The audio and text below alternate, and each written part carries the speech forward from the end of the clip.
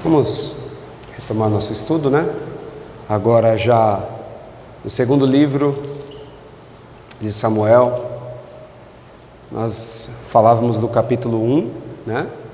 Que vinha registrar o momento em que Davi recebe a notícia da morte de Saul. E quem traz?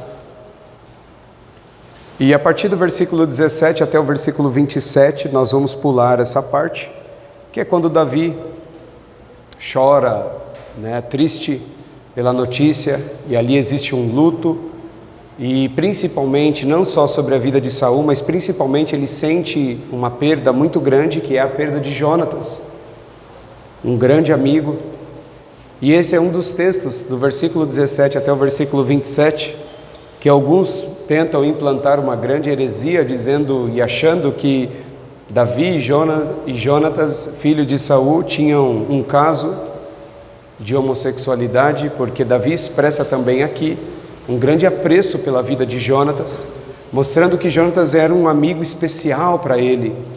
E eles usam esses textos para tentar criar esse grande engano e essa grande mentira, que obviamente que se isso fosse uma verdade, Samuel jamais iria registrar isso com concordância ou com a beleza que existe nessa relação entre Jonatas e Davi, agora Jonatas morto.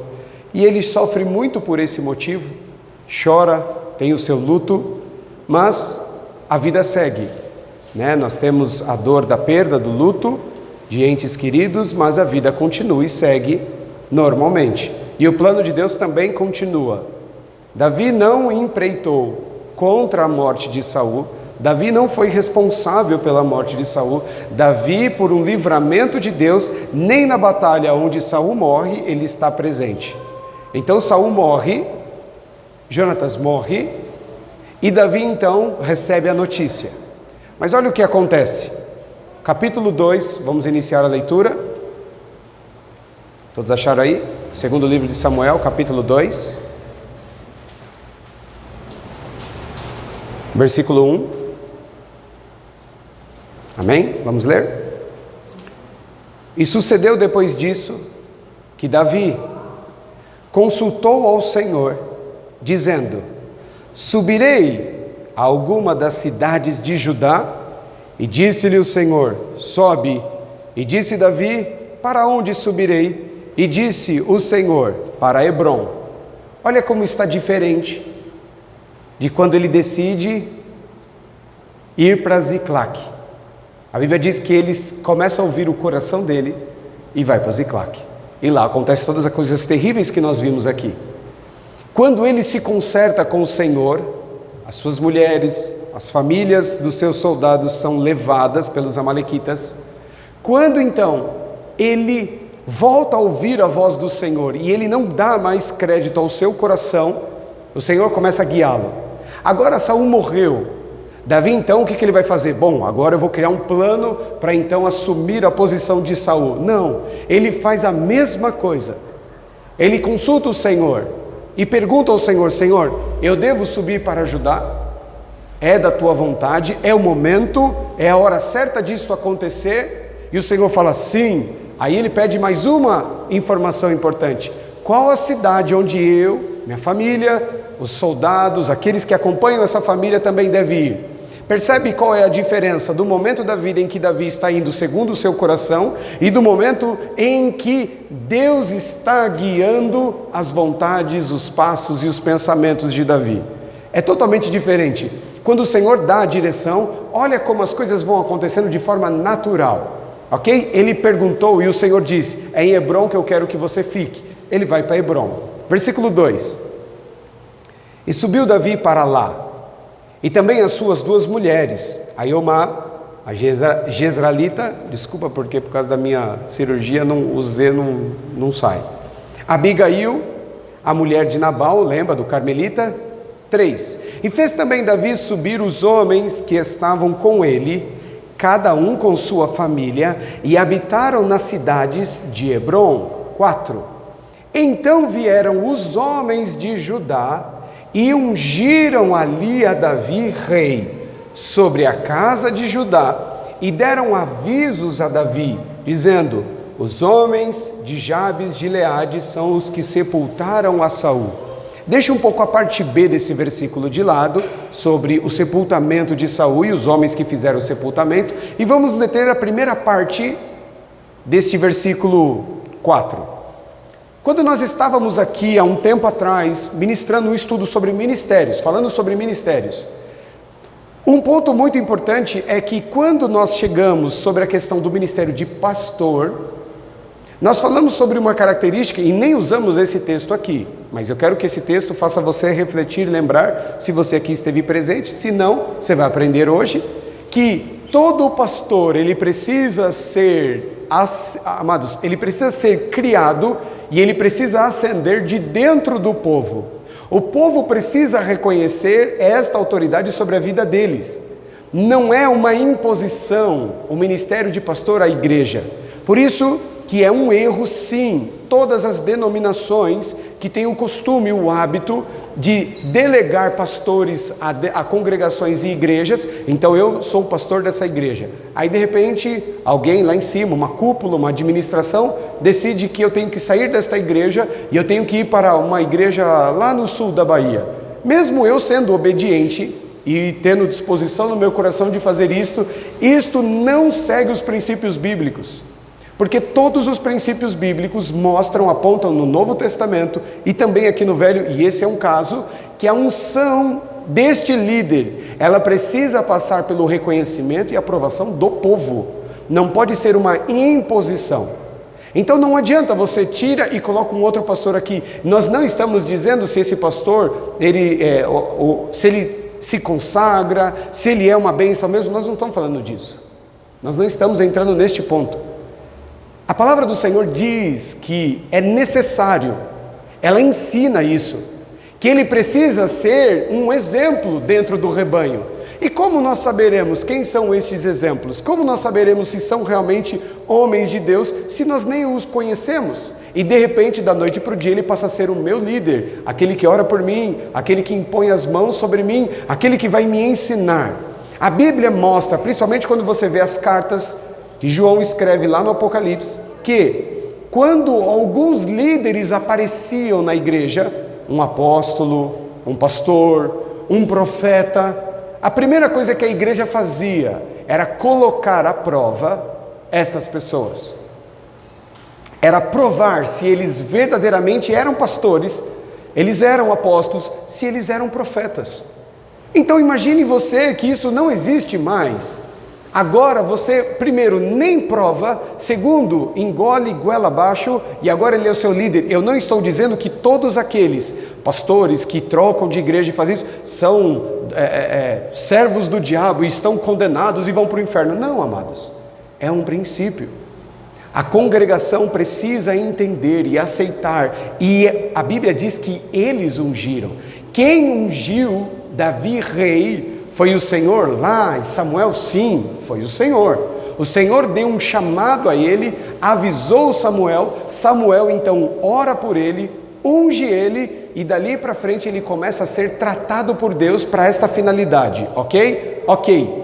Esta unção dos homens sobre Davi não é a unção que o Senhor trouxe sobre Davi. Aquilo é a demonstração de que Deus escolheu Davi, ok? A unção de Samuel sobre Davi é a demonstração que Deus escolheu Davi, ok? A unção dos homens para com Davi, homens, plural, povo, igreja, comunidade, não foi uma pessoa. Esta comunidade decide então ungir Davi como seu rei. Olha, eu não sei Israel, a nossa tribo tem um rei e esse rei é Davi, ponto. E acabou. Por quê? Porque eles conseguem enxergar frutos na vida de Davi que o geram essa credibilidade para ele ser ungido como pastor. Em Israel, ele não era reconhecido. Isso não importa. O que importa, presta atenção, o que importa é que o Senhor já havia ungido e o povo que o levantou aqui, olha, é interessante porque as lutas e as batalhas que Davi travou, a grande maioria delas não beneficiou esse povo. Mas foi este povo, essa tribo, que reconhece Davi como rei. Eles querem que Davi seja rei sobre a vida deles. Vocês vão entender um pouco mais à frente nesse texto. Então entenda um princípio, que um líder que é levantado pelo Senhor, que é forjado pelo Senhor, ele naturalmente também é aceito pelo povo. Não é imposto goela abaixo. Não é seguindo um protocolo de mudanças e trocas. E que, olha, agora é que a gente precisa de um pastor como você pegou essa igreja, olha que trabalho maravilhoso, levantou essa igreja, e tem uma igreja que está meio ruim, então eu quero que você vá para lá. Isso não é o correto. Não é assim que funciona. Não é desta maneira. Então, como começa a cometer esse erro? Por quê? Porque começa-se então a ter um problema, e a gente vai chegar lá, que é o crescimento acelerado das igrejas, impossibilita o tempo e a viabilidade do tempo da transformação de Deus na vida do homem. Então, o que eu quero dizer com isso? Preste atenção. A velocidade da obra de Deus na minha vida e na sua vida, ela não acontece na rapidez do crescimento da igreja. Não acontece. Então, o que acaba ocorrendo? Acaba ocorrendo que muitas pessoas vão sendo levantadas, envia mais um para lá, pessoas que ainda nem estão preparadas. Olha o nível e a capacitação de Davi. Olha o que nós já estudamos sobre a vida de Davi. Amados, se eu não estou enganado, nós já tivemos 15 semanas falando de muito, e não quando Davi nasceu, quando ele começou a ser trabalhado por Deus, não é desde o dia do nascimento dele. Nós estamos falando aqui, amados, já há meses, do que Deus está fazendo na vida dele, e ele ainda nem era rei. De tantas experiências, de tantas coisas que Deus foi fazendo na vida dele, preparando ele para este momento. Davi está preparado para este momento. Ele está pronto para este momento. Ok? Ok. Quem ungiu ele? O Senhor, lá atrás. Mas isso era algo que só ele e a sua família sabia. Mas o povo reconhece a obra de Deus na vida de Davi. Este povo, este rebanho, a tribo de Judá, começa a olhar para Davi e vê em Davi um homem de Deus. E eles então passam a o seguir, e eles decidem: Davi, de hoje em diante nós vamos te ungir e você vai passar a ser o nosso rei e a nossa liderança. Naturalmente. Davi era para estar nessa cidade? Não. Foi ele que falou assim: eu vou lá em Hebrom, porque Hebrom o povo gosta de mim de lá. O povo tem uma paixão por mim lá, eu acho que eu vou lá, porque talvez é lá que eles... Davi nem sabia o lugar onde ele iria. Davi vai para um lugar onde o Senhor direciona. Naturalmente as coisas vão acontecendo. Percebe que não existe plano de homem, não existe projeto, estratégia, formas. Não, porque hoje em dia, amados, nós somos inclinados a isso. Principalmente nós, a liderança da igreja. A definir projetos, ideias e planos. Olha, vamos fazer isso porque daqui 3 anos nós já vamos estar fazendo isso. Metas. Eu estou falando para você, amados, porque eu vejo. Recentemente eu estava sentado com um pastor e eu estava olhando o projeto. Não que isto é errado, nós estávamos inclusive falando sobre isso. Ele falou assim: eu tenho um plano, esse aqui é meu plano. Ele mostrou. Eu olhei e falei: que bênção, né? Eu também tenho alguns projetos, alguns planos, eu tenho metas, algumas coisas que eu desenho. Eu continuo fazendo isso, mesmo sabendo que nunca acontece do jeito que eu desenho, nunca. Mas por que você continua fazendo? Se você se atentar ao que a palavra do Senhor diz, Ele diz que os planos são dos homens, porém, a palavra final, a conclusão, o desfecho final é do Senhor. Em nenhum momento a Bíblia diz que o homem não tem que fazer plano. Em nenhum momento a Bíblia condena o homem a fazer plano e se planejar, ser prudente. Quando você vai lá em Tiago, fala sobre a fabilidade dos projetos humanos. Ele fala assim, que não é errado o homem fazer projeto. Errado é o homem achar que ele tem controle sobre os projetos. Eu vou naquela cidade, eu vou contratar, eu vou ganhar dinheiro, você vai ver, em 3 anos eu estou fazendo isso, eu estou fazendo aquilo. Ele diz assim: isso é tolice, você nem sabe o que vai acontecer amanhã. Ele não diz que fazer projeto é errado, porque na correção do texto, ele fala assim, ao invés de falar isso, você deveria falar assim: se o Senhor me der saúde, Se ele abrir as portas, se ele for comigo, se ele quiser, isto vai acontecer. Então ele não diz que fazer projeto é errado. Ele não diz que fazer planos é errado. Ele não diz que colocar metas é errado. O que é errado é você querer colocar Deus dentro desta forma. É você fazer projetos. Davi, bom, ele sabe que ele tem que mudar de lugar. O único homem que perseguia ele agora morreu. Agora eu posso voltar para a minha terra. Mas Senhor, aonde o Senhor quer que eu vá? Eu quero voltar. É projeto dele. Já que Saul morreu, não tem por que eu ficar na terra do inimigo. O projeto dele é voltar. Mas dentro do projeto dele, ele fala, Senhor, qual a direção? Dentro do projeto dele, talvez Hebrom não era a cidade que ele iria. Talvez a cidade que ele iria seria outra. Mas o Senhor fala, não, é lá. Ele chega lá, Deus já tinha preparado o coração daquele povo. Talvez aquele povo já enxergava em Davi o rei oficial deles. Mas como é Saul que está no poder, não vamos nos rebelar contra o ungido do Senhor. Talvez o povo já o reconhecia, mas Davi não move uma palha. Naturalmente as coisas acontecem. Ele chega e o povo fala, Davi, nós temos uma notícia. Nós todos aqui, o povo de forma unânime, todos. Nós temos algo para falar para você. Nós vamos te ungir. Não interessa, você é o nosso rei. Natural. Não forçou. Não comprou eles. Natural. Agora olha a diferença de uma outra situação. Vamos continuar a leitura. 5. Desculpa. Eu pulei a parte B do versículo 4 mesmo lendo. Diz assim, e não deram avisos a Davi, dizendo, os homens de Jabes de Gileade são os que sepultaram a Saul. 5. Então enviou Davi mensageiro aos homens de Jabes de Gileade e disse-lhe, bendito sejas vós do Senhor, que fizeste tal benefício, e o vosso Senhor a Saul e o sepultaste. Davi então pega os homens que sepultaram Saul e honra eles, e engrandece esses homens e enaltece, mais uma vez mostrando que nunca houve rancor, mágoa entre ele e Saul. O problema era o que Saul pensava a respeito dele, e não de Davi para com ele. Saul nunca foi bom para Davi. Saul foi terrível. Saul foi necessário para que a vontade de Deus fosse manifestada em Davi, mas Saul nunca foi bom para Davi. Mesmo assim, Davi orava por ele. Mesmo assim, Davi fez questão de honrar os homens que honraram ele na morte dele. Mesmo Saul tendo sido terrível, Davi nunca guardou rancor dele. Mais uma evidência. 6. Agora, pois, o Senhor use convosco de beneficência e fidelidade, e também eu vos farei esse bem, porquanto fizesse isso. Esforcem-se, pois, agora, as vossas mãos, e sedem homens valentes, pois Saul, vosso Senhor, é morto, mas também os da casa de Judá já me ungiram a mim rei sobre mim. Olha que interessante. Parece que é uma mudança de chave automática.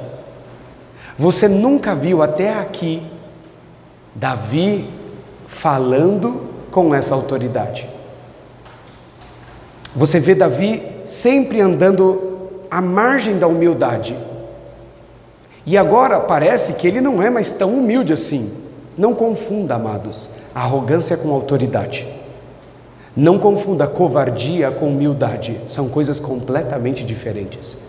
Ele continua sendo humilde, mas agora ele está falando com toda a autoridade que lhe foi concebida. Ele fala assim, olha, o que vocês fizeram por Saul foi muito bom. Eu honro vocês, e enquanto eu estiver vivo, vocês vão ser honrados por isso. Se eu tivesse oportunidade, eu faria a mesma coisa que vocês fizeram.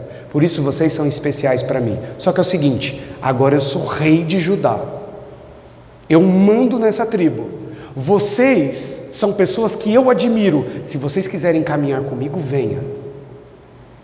Amados, ele já começa a mudar a forma e a posição e o discurso de autoridade, e isso não é arrogância. Eu agora sou rei. Se você quiser cair na mão de outro aí fora e sofrer, fica à vontade. Mas se você quer realmente ter um rei levantado por Deus, aqui está. Pode vir congregar aqui. Olha a autoridade que ele começa a utilizar. Parece arrogância fora de contexto. Davi nunca fez isso. Para alguns, já subiu a cabeça. Não, não subiu a cabeça. É autoridade. Ele está falando assim, pode vir que eu vou cuidar de vocês. Pode vir que eu vou honrar vocês. Quem do povo de Israel honrou vocês pelo que vocês fizeram por Saul? Ninguém. Eu reconheço o que vocês são e eu quero cuidar de vocês. É a autoridade do líder. Agora olha a diferença do que é um homem que é ungido por homem. Versículo 8. Porém Abner, filho de Ner, capitão do exército de Saul, tomou a Isbosete, filho de Saul, e o fez passar a Maanaim, e o constituiu rei sobre Gileade, e sobre os Azuritas, e sobre Jezareel, e sobre Efraim, e sobre Benjamim, e sobre todo o Israel. Quando você lê lá no versículo 4, a Bíblia diz que o povo, a tribo, a nação, que eram tribos, mas eles eram independentes, um povo inteiro reconhecia Davi como rei e ungiu Davi como rei. Já Abner decide levantar este homem, filho de Saul. É um homem decidindo ungir outro como rei. Não sei se vocês estão enxergando a diferença. Um povo inteiro, uma tribo inteira, olhando para um homem e falou assim, ele é um exemplo a ser seguido e ele vai ser o nosso líder. E um homem de autoridade. Só para lembrar os irmãos, Abner, que é capitão do exército de Saul, deveria estar morto. Se ele é o braço direito do rei, e o rei morreu na guerra, os filhos morreram na guerra, como que esse cara está vivo? Ele nem deveria estar vivo. É por isso que Davi matou aquele homem. Como é que você pode ser um servo de Saul, do exército de Saul, o rei morre e você não morre? Você tem que dar a vida por ele. Ele está morto e você não, isso é inadmissível. O último a morrer tem que ser o rei. O chefe do exército, o capitão do exército, a liderança maior do exército está viva. E o rei está morto, e os filhos estão mortos. O único que não está morto é o que não foi para a guerra. Então você já consegue enxergar qual é o tipo do caráter de Abner. Presta atenção, eu acho que você talvez não entendeu o que ele fez. Eu estou na guerra, estou vendo que o meu exército vai perder. O que eu faço? Fujo. O rei morre, os filhos morrem. Pô, mas tem um herdeiro lá. Chega, seu pai morreu, seus irmãos morreram, é triste. Vamos fazer o seguinte, agora você vai ser o próximo rei. Eu decidi. Como é que você acha que esse rei vai tratar ele? Meu braço direito. Ele nem parou para prestar atenção que esse cara deveria estar morto para que o pai dele estivesse vivo. É mais um puxa-saco. É política isso aqui. Isso aqui é jogo de vaidade. Isso aqui não é reino de Deus. Que é o que mais tem nas igrejas. Unções, você levanta, você unge, você põe pessoas, por que razão? Não porque o Senhor quer, não porque a igreja aprova. Você sabe que a autoridade maior é a igreja. Quando você vai a Apocalipse, a Bíblia não diz que o pastor não colocou à prova os pastores, os profetas e os apóstolos que apareceram. Ele fala a igreja. A Bíblia diz que a igreja tem que julgar a profecia que sai da boca do profeta. O que a igreja hoje é? Ela é completamente submissa ao que o pastor manda. Nós aprendemos aqui, o que a igreja tem que fazer? Se o líder errou, ele tem que pagar pelo seu erro. Não foi assim com Davi? Quando Davi pisou na bola, os caras falaram assim, Davi, você pisou na bola, é o seguinte, nós vamos te matar. Nós devemos a nossa vida a você, mas você destruiu as nossas famílias e acabou com todas as nossas casas. Então, você pisou na bola e você vai pagar por isso. Que igreja faz isso? Que igreja coloca o seu pastor à prova? Que igreja que enfrenta e fala assim, viu, você quer ungir ele? Aqui não. Você está ungindo ele, pastor? Porque ele é o membro mais rico da igreja. Ele não tem um fruto, e você vai ungir ele a diácono? Você vai ungir ele a pastor? A evangelista? Você está ungindo isso ele, porque ele agora, a filha dele vai casar com o seu filho, vocês são da mesma família. E não acontece isso? Vocês nunca viram isso? A igreja não pode aceitar isso. Foi a igreja, foi o povo que ungiu Davi. Sim, sabemos que o chamado de Davi já tinha sido dado lá atrás no capítulo 16 do primeiro livro. Mas foi o povo. Falou assim, ele é o nosso pastor, ele é o nosso rei, ele é o nosso sacerdote, ele é o nosso líder. O povo tem criado uma idolatria nos pastores e na liderança, ao ponto de que o que eles falam não pode ser questionado, não pode ser colocado à prova. É blasfêmia, é heresia, é errado. Quem disse? Se o Senhor cobra da igreja o posicionamento, quando Paulo está escrevendo lá no capítulo 5 da primeira epístola aos irmãos em Coríntios, ele não fala para o líder da igreja, ele fala para a igreja, irmãos, como é que alguém que faz isso que está fazendo, não foi colocado para fora, chutado para fora da igreja? Ele cobra a igreja, ele não cobra o pastor. Porque a igreja também está aprendendo a ser, amados, domesticada, a idolatrar a liderança, e o que ela falar não se questiona.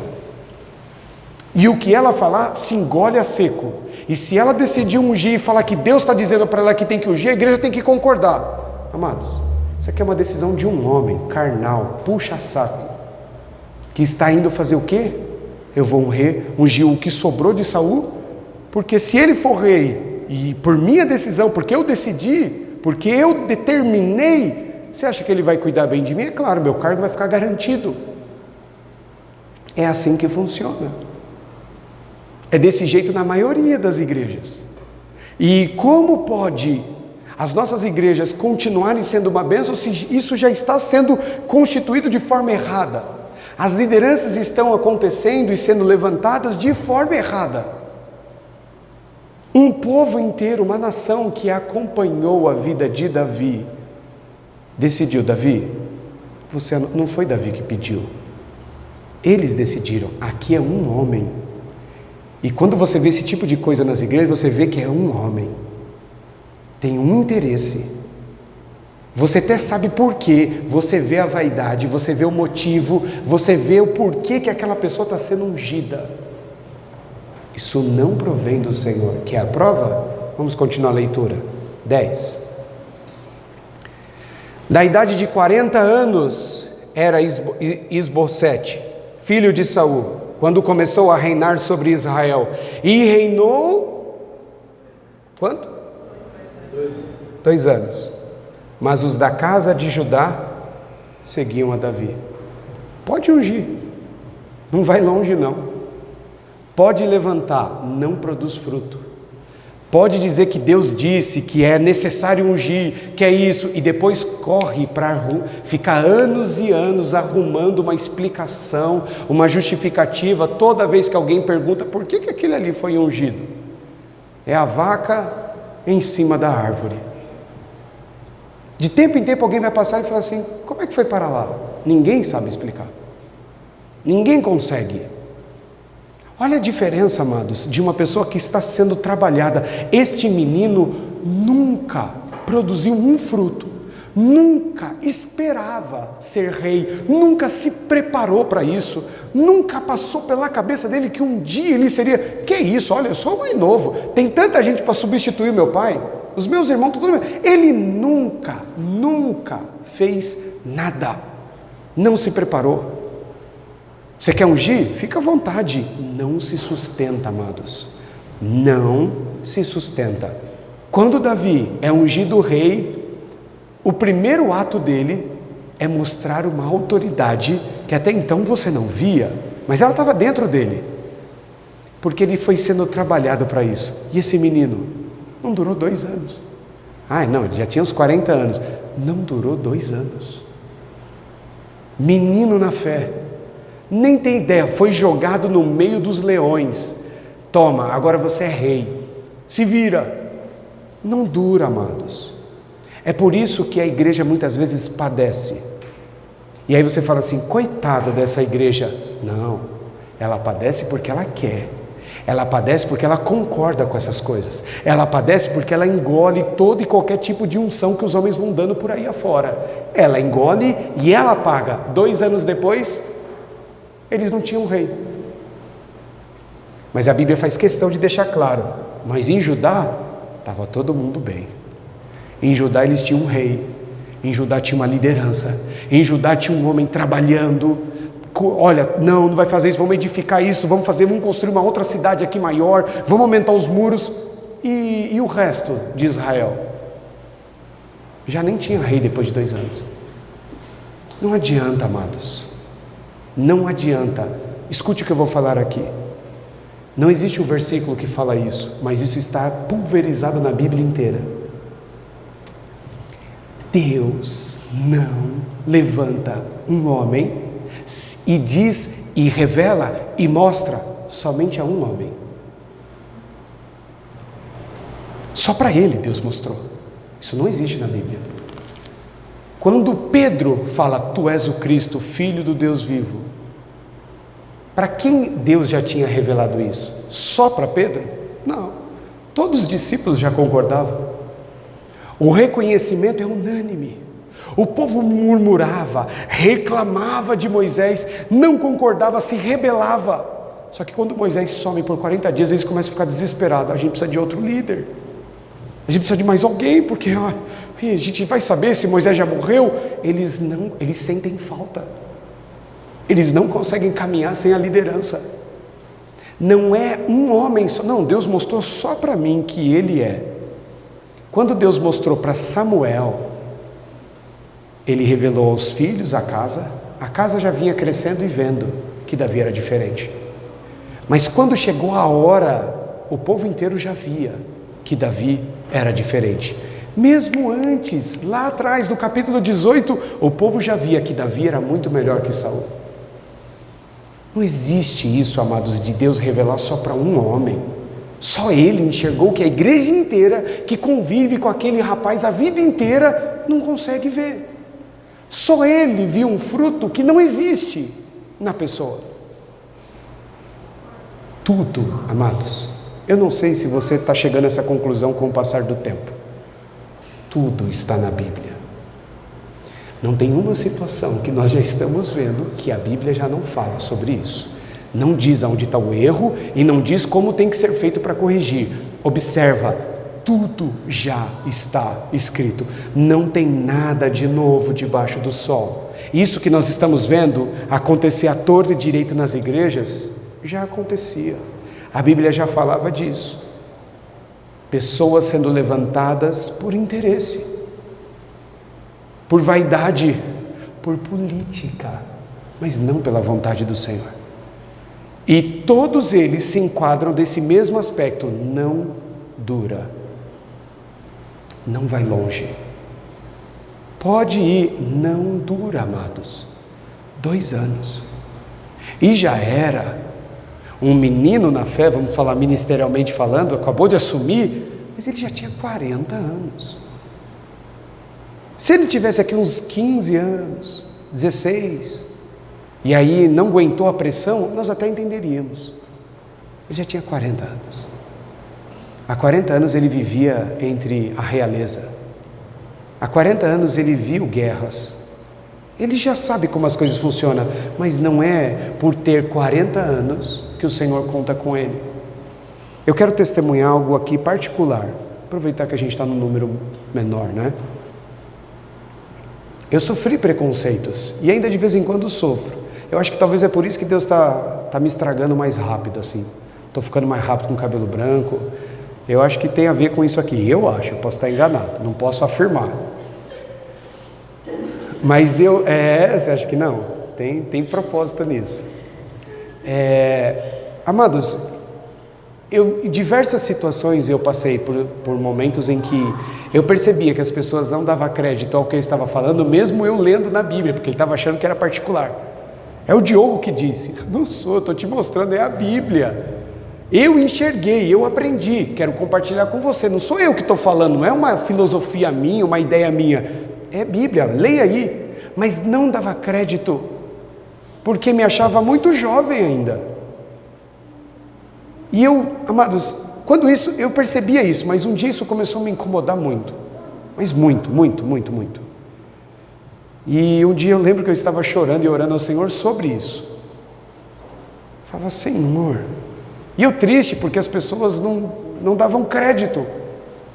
A gente falava com o jovem, o filho, e os pais não concordavam. O filho obedecia, que era mais novo do que eu. Então eu tinha 25 e estava ministrando para um adolescente de 16, ele escutava, amém, é isso aí, glória a Deus. O pai, nada a ver.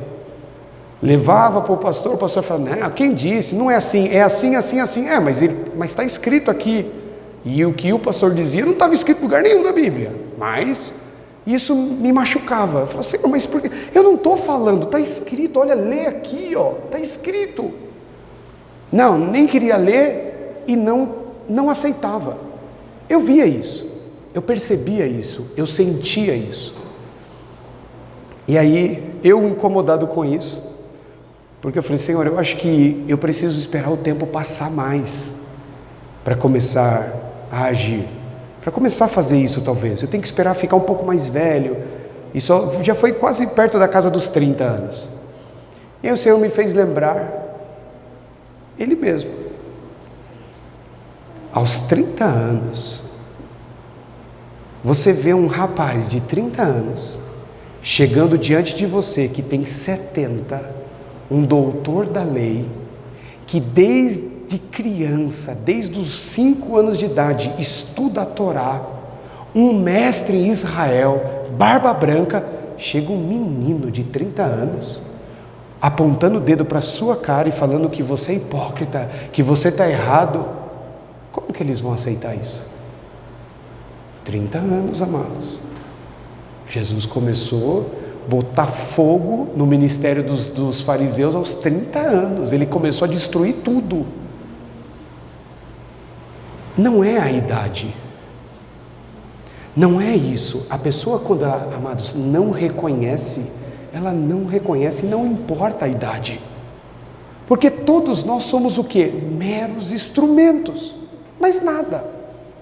E tanto faz se é uma mula falando, se é uma criança. Quem foi o instrumento de Deus para a cura de Naamã? Uma menina, que dizem ter ali 6, 7 anos, uma criança. Chegou e falou assim, se você estivesse na minha terra, tem um homem de Deus lá que lhe curava isso daí. Ele faz assim, o nosso Deus tem poder para fazer assim, te curar. Ele desafia ela desafia ele. 7 aninhos, 6 aninhos. Que isso? Como assim? Deus usa quem Ele quer, da forma que Ele quer. Nós criamos essas barreiras.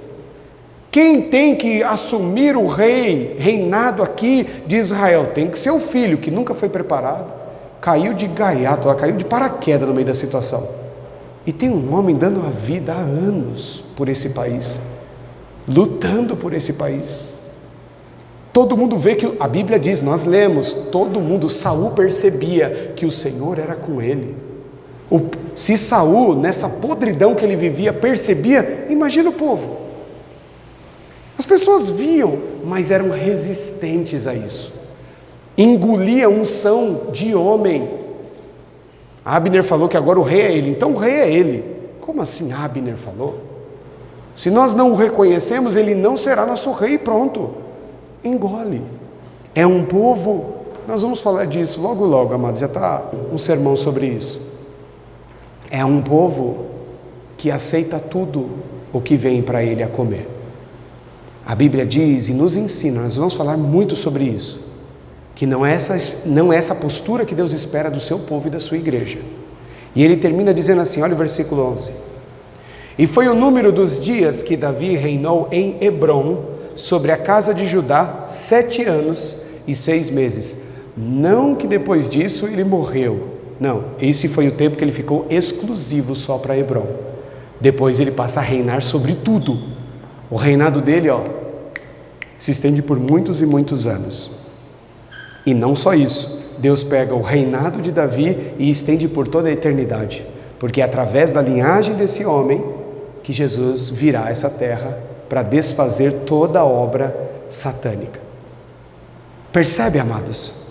O que é uma obra de Deus sendo construída, que demora tempo, muitas experiências, muitas situações difíceis, livramentos, provações.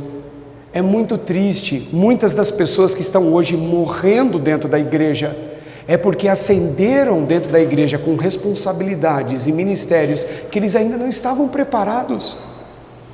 E com medo, acuados. Eu vejo esse menino acuado. É 40 anos, mas para mim é um menino, não tem experiência nenhuma. Abner falou, agora você é rei. Tá bom, então eu sou rei. Ele aceita. Agora você vai ser responsável por isso na igreja. Agora você vai cuidar disso. Tá bom, agora vai ter um culto na sua casa toda semana. Você abre as portas, vai alguém ministrar, vai alguém tocar. Não, tá bom. E fica que nem barata tonta, perdido. E isso, amado, vai destruindo. Essas pessoas não têm estrutura. O próximos versículos, sabe o que vai dizer? Que ele facilmente foi engolido, destruído. Foi engolido, amados. Não tem sustentação. Por isso que Paulo vem nos trazer esse ensinamento dizendo que a obra de Deus, ela é uma carreira que tem que ser corrida com paciência. É um passo de cada vez. É um processo. Lento no sentido de que não é nessa velocidade que nós queremos imprimir. Mas não significa que a obra de Deus só começa aos 100 anos. Ela pode começar muito antes que nós esperamos. A questão é o quanto nós dedicamos a ela. Um homem que foi ungido por Deus e levantado pelo povo. E um homem que foi ungido por um homem, por vaidade, por interesse. Não dura, amados.